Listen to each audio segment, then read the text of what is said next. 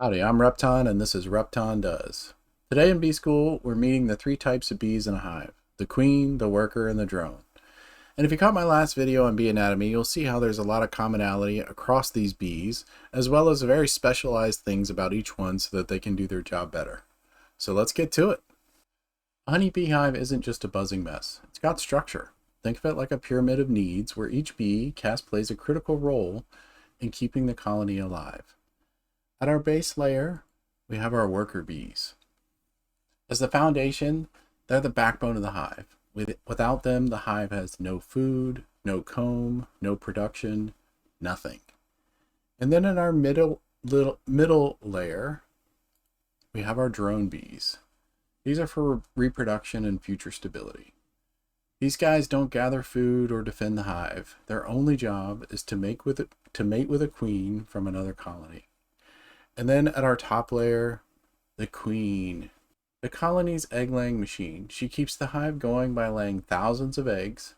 But here's the twist. Without the workers, she wouldn't last a day. So what happens if the pyramid collapses? Well, if you have no workers, the hive starves and dies. If you have no drones, the hive will keep going as long as there are drones somewhere else to mate with new queens. And if you have no queen, the workers raise a new one. But if that fails, it's game over. So while the queen is important, the hive depends most on its foundation, which is the workers.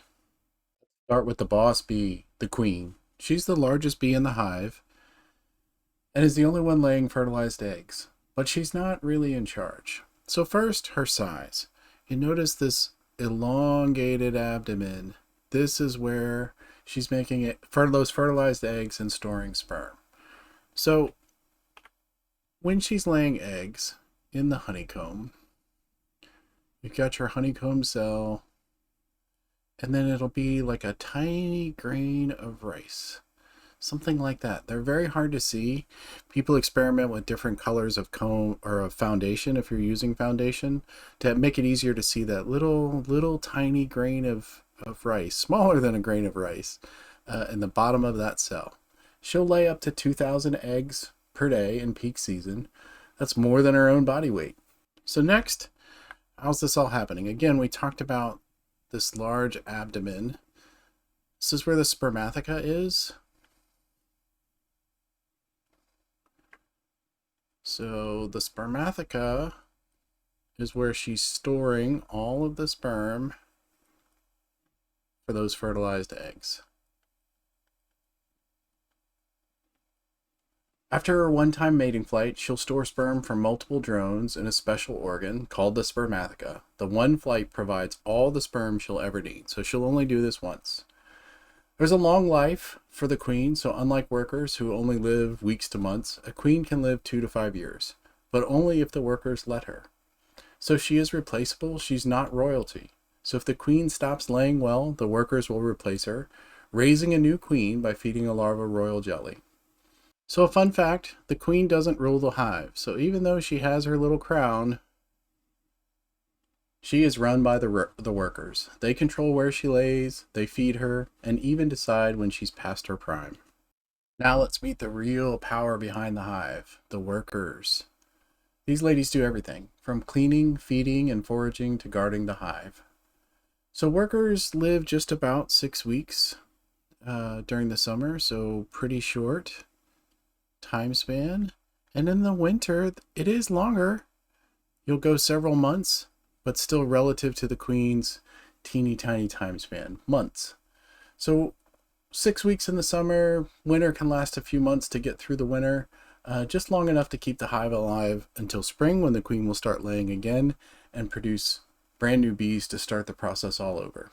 So they work until they wear themselves out. So literally their wings right here, they'll work them so hard that they will eventually fail them.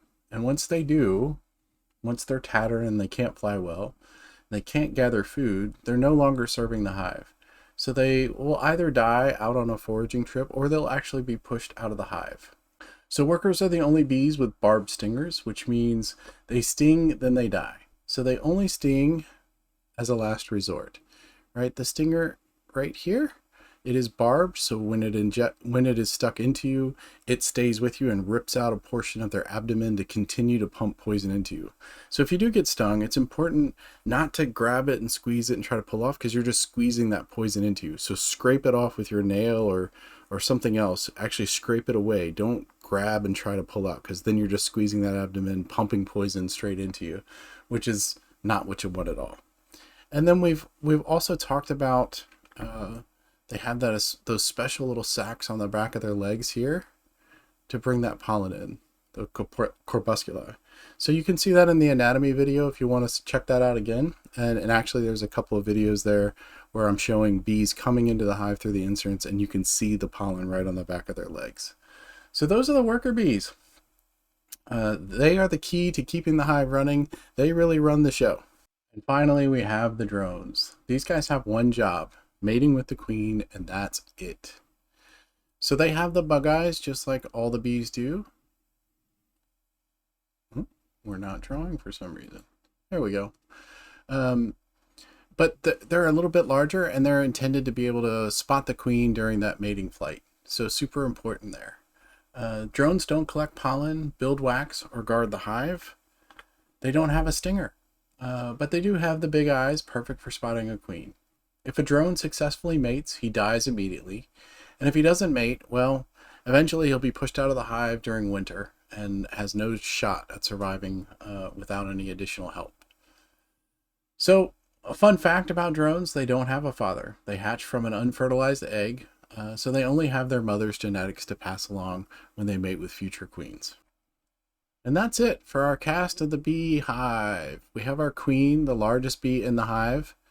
We have our workers, the smallest bees, but they do all the work: cleaning the hive, feeding the queen, taking care of everything, foraging, raising the young. And then our drones, which are responsible just for mating with new queens, and ultimately will be kicked out of the hive. They have no stinger, they cannot defend, they cannot forage, they can't bring any other benefit to the hive other than continuing the cycle by mating with the queen. I want to give a shout out to my daughter. She drew all the queens, or excuse me, all the bees here for me, so that I could use in these videos. So she is getting a channel coming up soon, and I can't wait to share that. She's big into marine biology. She's going to be sharing some fish facts, and her artwork is amazing, even though it's just a hobby for her. So feel free to show her some love in the comments down below. That'd be great. If you like this video, hit subscribe and stay tuned for more bee school. Got a favorite bee fact? Drop it in the comments. Would love to chat with you guys. Until next time, stay curious and keep exploring.